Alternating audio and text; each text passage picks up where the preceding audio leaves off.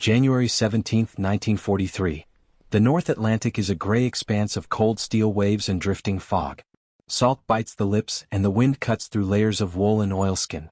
A small convoy of Allied freighters crests a swell, their hulls creaking under the relentless push of winter seas.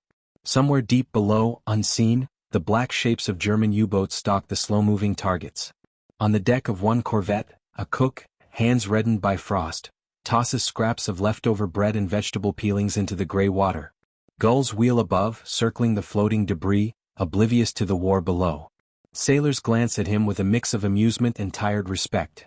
The small gestures of life on board, even this one, are rare sparks in a sea of monotony and tension.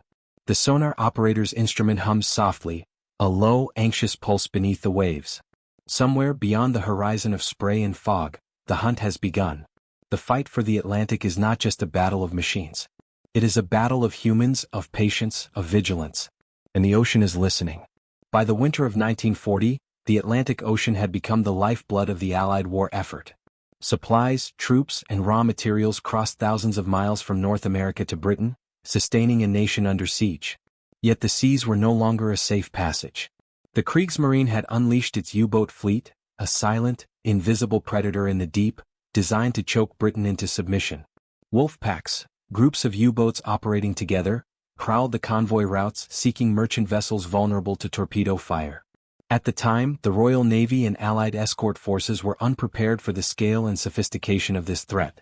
ASTIC, the early form of sonar, was limited in range and effectiveness, particularly in rough seas.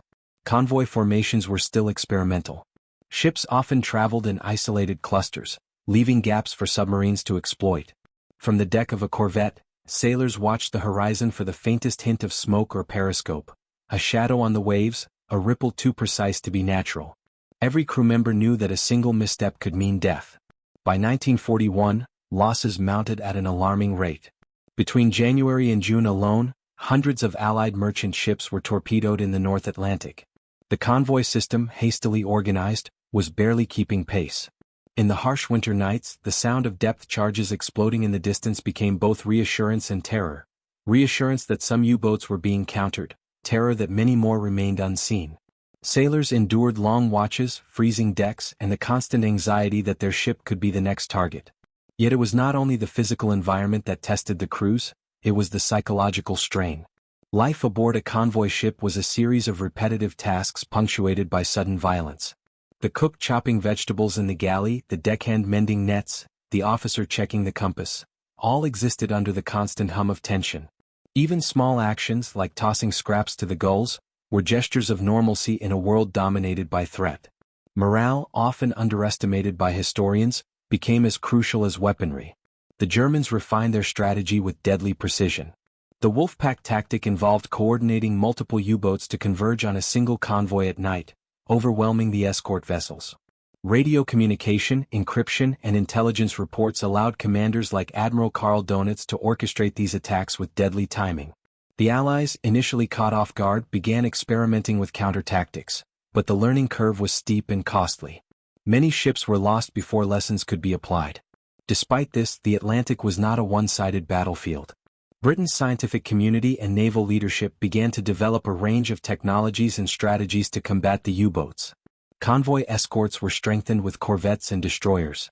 Sonar operators honed their listening skills, deciphering the faintest echo of a submerged submarine. Air patrols from Iceland and the Faroe Islands extended surveillance over previously unprotected waters. Each advancement was incremental, but each had the potential to save lives and turn the tide. By the end of 1942, the stage was set for a confrontation that would test human endurance, technological ingenuity, and leadership under fire. The Atlantic was a vast chessboard, with each convoy, each submarine, each small act aboard a ship playing a role in a battle of attrition. Even the simplest gestures, like a cook throwing scraps to feed the gulls, reminded the crew of life beyond survival, of humanity amidst war. The next months would see the Allies learn to fight smarter, and the U-boats would begin to pay a heavier price for every torpedo fired. It was in this crucible that small crews, relying on discipline, observation, and morale, would begin to make a decisive difference in a conflict that spanned thousands of miles of unforgiving ocean. By early 1943, the Battle of the Atlantic had reached a critical turning point. The Allies had absorbed staggering losses, over 3,500 merchant ships sunk in 1942 alone, but lessons were being learned. The introduction of long-range aircraft, radar, and improved sonar was beginning to change the dynamics. Escort carriers could now provide air cover for convoys, extending the range of anti-submarine patrols far beyond what surface ships could achieve. These aircraft, often armed with depth charges and specialized sensors, became the eyes in the sky that U-boat commanders dreaded. Bletchley Park in England played a hidden but decisive role. Cryptanalysts, working tirelessly behind the scenes, cracked parts of the German Enigma code, allowing the Allies to predict U-boat positions with startling accuracy. Intelligence reports were fed directly to convoy escorts, giving them the upper hand in a game of cat and mouse. 4 sailors on deck, these victories were invisible, yet every successful interception kept lives from being lost. Every U-boat detected shortened the odds of disaster. Convoy formations were refined. Instead of isolated groups of ships, convoys moved in tighter, more defensible clusters. Escort ships adopted layered defense. Corvettes and destroyers patrolled the perimeters, using sonar to sweep beneath the waves, while air cover scouted above. The coordination between sea and air units required meticulous planning. Officers mapped every route, timed every movement, and drilled their crews in anti-submarine maneuvers. Success depended on human skill as much as technology. On board, every crew member played a role in the unfolding battle. The sonar operator's patience was legendary. Hours spent listening to the faintest echoes beneath rolling waves could mean life or death. The cook, seemingly far from the front line, contributed in unexpected ways. Small actions, maintaining morale, providing steady meals, or even tossing scraps to the birds, offered psychological relief, grounding the crew in humanity. These gestures, though minor, were part of the unseen machinery of war. A resilient crew made for a more effective fighting force. The Germans, for their part, were also adapting. Donitz pushed wolfpacks further into the Atlantic, but Allied countermeasures increasingly reduced their effectiveness. U-boat commanders faced constant stress, knowing that the moment their periscopes breached the surface, they could be spotted, attacked, or destroyed. Submarines became battlegrounds of endurance as much as strategy. Fuel limitations, mechanical failures, and relentless Allied patrols created a situation where even a skilled crew could be neutralized by circumstance. By the spring of 1943, a subtle shift was occurring. Allied ships began to sink U-boats with increasing regularity. Reports of depth charge attacks resulting in destroyed submarines, once rare, became more common. Convoys that had once traveled in fear now carried a measure of confidence, however fragile. It was still a war fought in extremes: freezing decks, storm-tossed seas, and the ever-present shadow of the deep. Yet human ingenuity, discipline, and the accumulation of small, deliberate actions were tilting the balance. It was in this environment that the Atlantic became more than a strategic theater. It became a stage for countless human stories. Each ship, each crew, and each seemingly insignificant act contributed to a larger narrative. A corvette slicing through waves, a lookout scanning the horizon, a cook tossing scraps into the sea, all were threads in the fabric of survival and victory. The hunt for U-boats was not just about technology or strategy, it was about endurance, vigilance, and the often overlooked power of morale. The stage was now set for the next phase, examining the story from multiple perspectives: human, tactical, technological, and leadership, revealing how every layer of the battle contributed to the eventual turning point in the Atlantic. Life aboard an Allied convoy ship was an exercise in endurance. Days blurred into nights under the endless gray of the North Atlantic sky. Sailors worked long shifts on freezing decks, the spray of icy waves soaking through layers of clothing. The constant hum of engines and the creak of metal became the soundtrack of survival. In these conditions, morale was as vital as ammunition. Small acts of humanity, cooks preparing hot meals, sailors sharing letters from home, or even tossing scraps to circling gulls, became essential. On the surface, these gestures seemed insignificant, yet they reinforced the resilience of crews under unimaginable stress. When a torpedo struck a nearby freighter, panic could sweep the deck, but a routine meal or a friendly joke helped crews maintain composure, ensuring discipline in the chaos. Even the most minor acts contributed indirectly to the success of anti-submarine operations. A calm crew meant sharper eyes on the lookout, quicker reactions at the helm, and more precise execution of orders when depth charges fell into the water. The Allied response to the U-boat threat required continuous tactical evolution. Convoy formations were redesigned to maximize protection, with slower merchant vessels concentrated in the center while corvettes and destroyers patrolled the perimeters. These escort vessels relied on layered defense, using sonar, then called ASTIC, to detect submarines below. Depth charge patterns became a central tool. Escorts learned to coordinate attacks, creating overlapping zones of explosive shockwaves to flush out and destroy U-boats. Timing was critical. Sonar readings had to be interpreted quickly, and vessels had to maneuver without exposing the convoy. The tactical dance between hunter and hunted was intricate. The Allies' growing experience, combined with constant drills, meant that even a single mistake could be fatal, but careful coordination allowed them to turn the hunter's advantage into vulnerability for the enemy. Technology was a decisive factor in the eventual defeat of the U-boat menace. Sonar allowed ships to detect submerged submarines, though it was limited by depth, sea conditions and operator skill. Radar, introduced gradually, extended detection above water, making surface attacks by U-boats riskier. Equally critical was intelligence. Cryptanalysis of the Enigma code at Bletchley Park gave the Allies insight into German submarine movements. These intercepted messages allowed convoys to reroute or prepare ambushes, turning a strategic guessing game into a calculated operation. Depth charge improvements, both in explosive yield and deployment patterns, enhanced the lethality of escort vessels. Even the simplest innovations, like adding hedgehog mortars to corvettes, increased the probability of destroying a submarine before it could escape. Technology and human skill combined, proving that innovation under pressure could shift the tide of a war fought in shadows. This section lays out three of the critical angles: human, tactical, and technological, showing how each contributed to the larger outcome. Leadership in the Battle of the Atlantic was defined by foresight, discipline, and adaptability. Figures like Admiral Sir Max Horton of the Royal Navy reshaped anti-submarine strategy, creating specialized escort groups that could hunt and destroy U-boats rather than merely defend convoys. On the bridge of every convoy ship, officers made split-second decisions, altering speed, adjusting course, deploying depth charges, while weighing the lives of hundreds of sailors against strategic necessity. On the German side, Admiral Karl Donitz commanded the U-boat fleet with ruthless efficiency. His Wolfpack tactics relied on coordination, timing, and constant communication. Yet the very precision that made his forces effective also made them vulnerable. Intercepted communications and the Allies' growing technological advantage gradually eroded the tactical edge. Leadership, therefore, became a battle not only of orders but of adaptation under relentless pressure.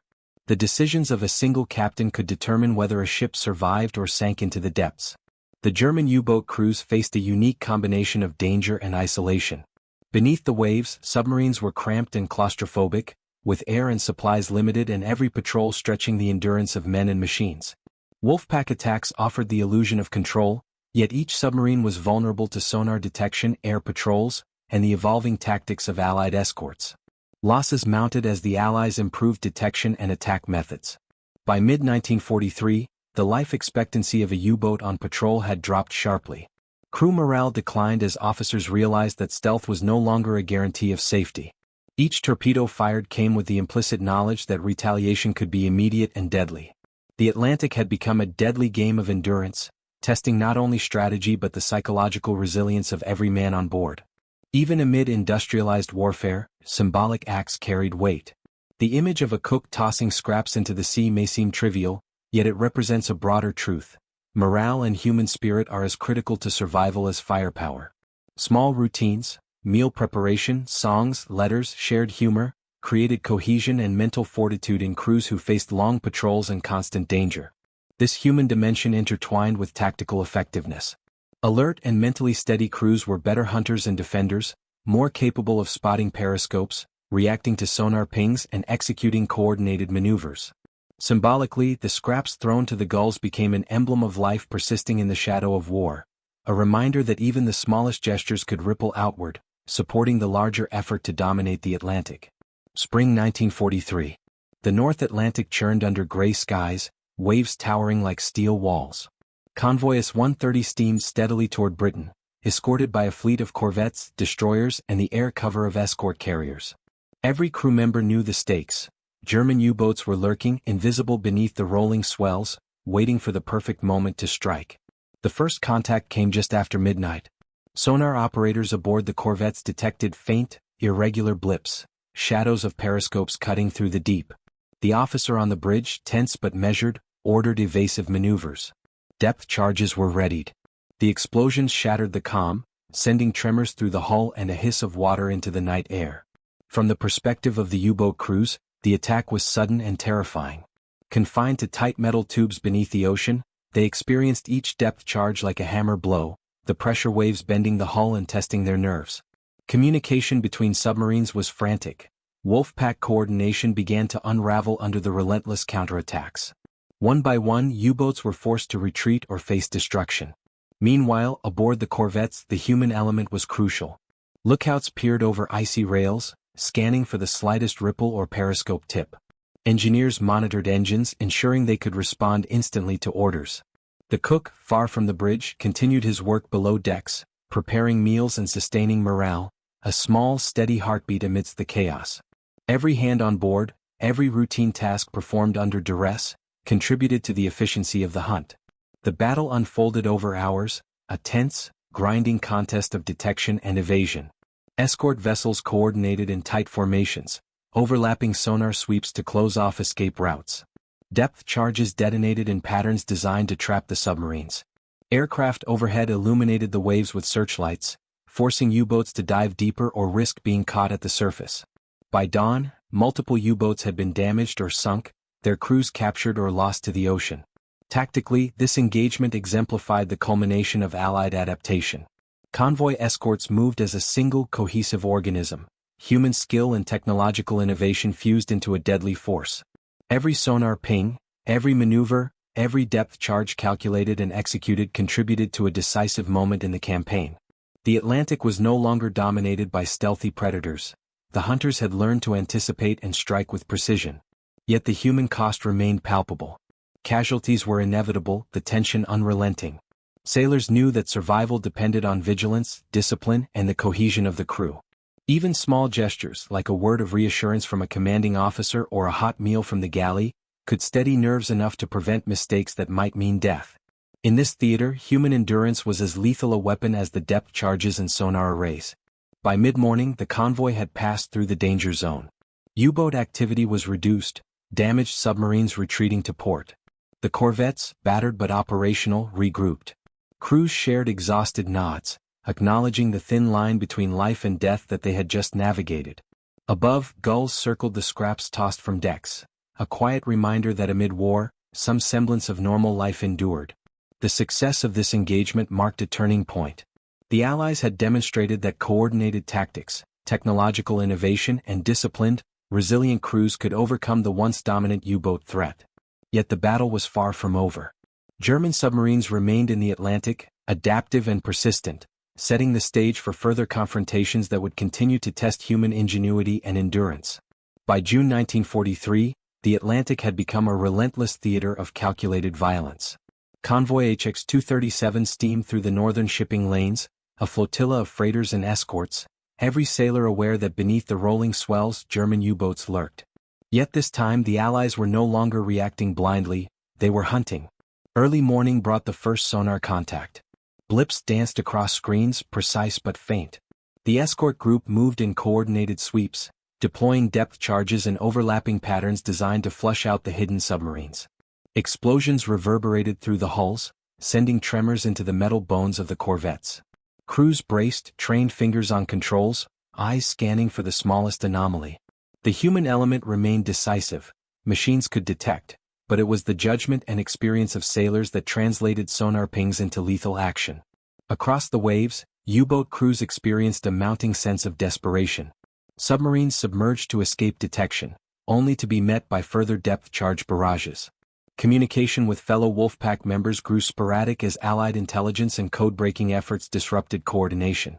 Several U-boats were sunk outright, their crews lost to the depths, while others were forced to limp back to occupied ports, damaged and demoralized. The effectiveness of these engagements marked a historical shift. Allied losses were still significant, but the cumulative impact of improved tactics, technology, and morale was now being felt by the enemy. The hunter-killer groups, which combined corvettes, destroyers, and aircraft, demonstrated unprecedented coordination. Every officer, sonar operator, and crew member contributed to an ecosystem of survival and destruction. Even those far from the front lines, cooks, medics, engineers, played essential roles in maintaining operational efficiency and morale. One such patrol in May 1943 exemplified the human dimension. A corvette patrolling near Greenland detected a U-boat shadowing a slow freighter. The crew executed a textbook depth charge pattern. Hours later, debris and oil surfaced, confirming the submarine's destruction. Below deck, routines continued uninterrupted. Meals were served, equipment maintained, and small gestures of camaraderie persisted. These minor, seemingly mundane acts were integral to keeping crews alert and capable during long, tense patrols. By late June, German U-boat losses reached a critical threshold. Dönitz was forced to withdraw several submarines from the North Atlantic, acknowledging that Allied technological and tactical superiority had tipped the balance. Convoys moved with increasing confidence, relying on experience, coordination, and the sheer resilience of their crews. Allied successes were no longer isolated incidents, they were systematic, predictable, and strategically decisive. The human toll, however, remained tangible. Sailors were exhausted, faces lined with salt, frost, and fatigue. Each ship carried reminders of previous attacks, scars on the hull, empty bunks, memorials for lost comrades. Yet this endurance, combined with tactical precision, had transformed the Atlantic from a theater dominated by stealthy predators to one in which the Allies could dictate engagements. This period marked a watershed moment.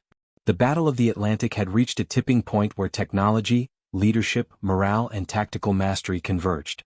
The once dreaded wolf packs were now vulnerable, and the ocean's hidden menace could be confronted and defeated. Every patrol, every depth charge, every act of vigilance, human or mechanical, had contributed to a turning tide. As the sun dipped toward the horizon, waves reflecting muted gold across the gray waters, the surviving crews knew that the battle was far from over, but the momentum had shifted. The Atlantic had become a proving ground for endurance, ingenuity, and human will. The cumulative victories of spring and early summer 1943 signaled that the Allies had begun to reclaim control, setting the stage for the aftermath of the campaign, the strategic, psychological, and human consequences of a long-fought struggle beneath the waves. By the summer of 1943, the toll of the Atlantic War was undeniable. Allied convoys were increasingly able to traverse the ocean with reduced losses. Between January and June alone, the Allies had begun sinking over 40 German U-boats, a dramatic increase compared to the previous year. These losses forced the Kriegsmarine to reassess tactics, curtailing the aggressive Wolfpack operations that had once terrorized merchant vessels. For the Allies, each U-boat sunk was both a strategic victory and a psychological reprieve. Sailors aboard corvettes and destroyers felt the tension ease, however slightly, as convoys passed through dangerous waters with fewer attacks. The human cost of vigilance was still high, many lives had been lost, but every successful engagement reinforced the notion that skill, preparation, and coordination could overcome stealth and surprise. Strategically, the impact was clear. Allied command gained confidence in their convoy system, and the integration of air patrols, sonar detection, and intelligence from Bletchley Park allowed them to anticipate U-boat positions. German supply lines and morale suffered as losses mounted and the Atlantic became a contested space rather than a dominion of the submarines. Dönitz himself had to withdraw several boats from operational patrols, acknowledging that the Allies' growing mastery had shifted the balance. The human dimension of this aftermath was profound. Sailors who had endured weeks of icy waves and sleepless nights began to feel the weight of their efforts paying off.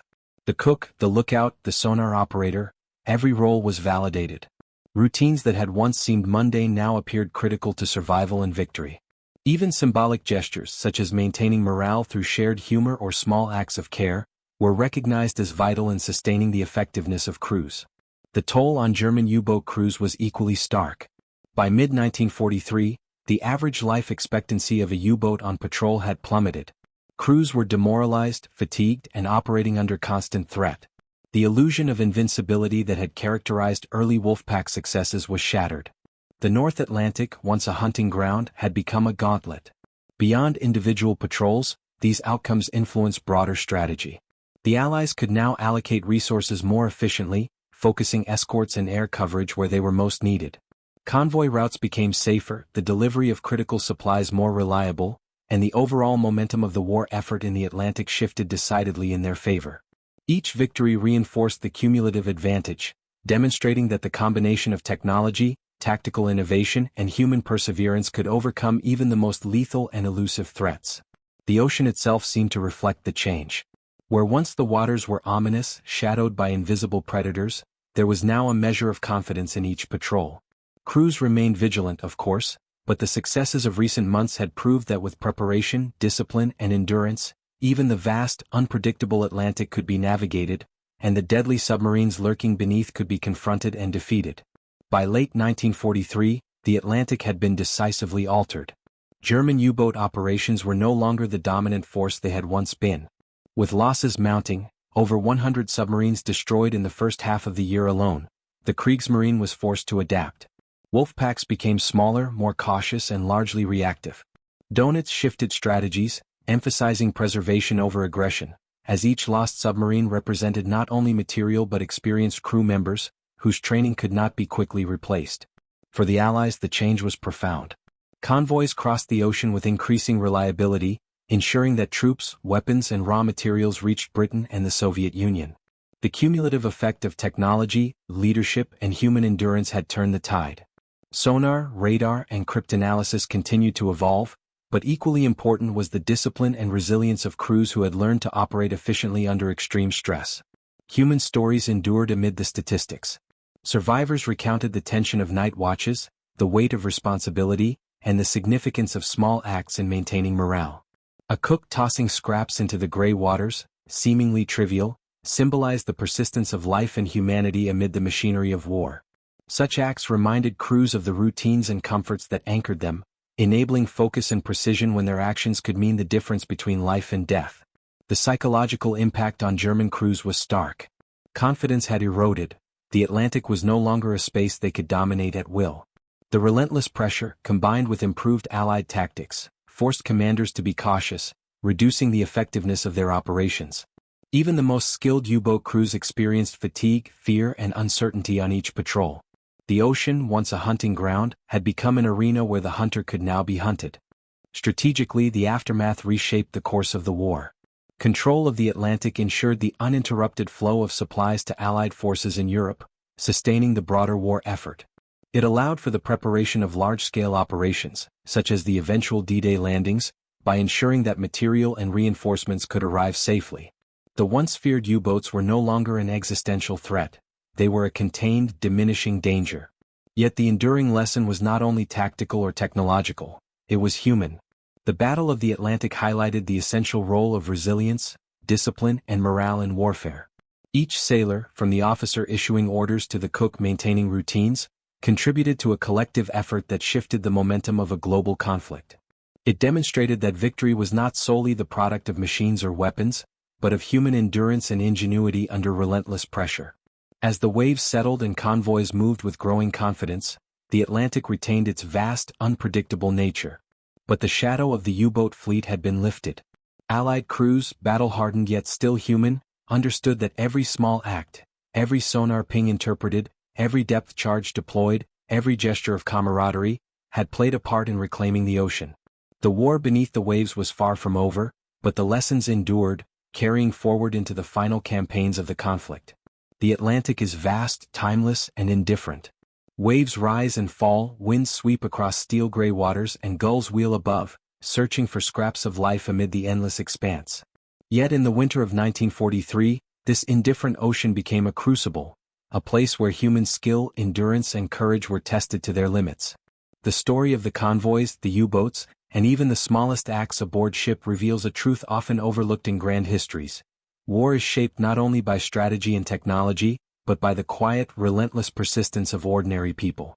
The cook tossing scraps into the sea, the sonar operator listening for the faintest echo, the officer making split-second decisions on a rolling deck.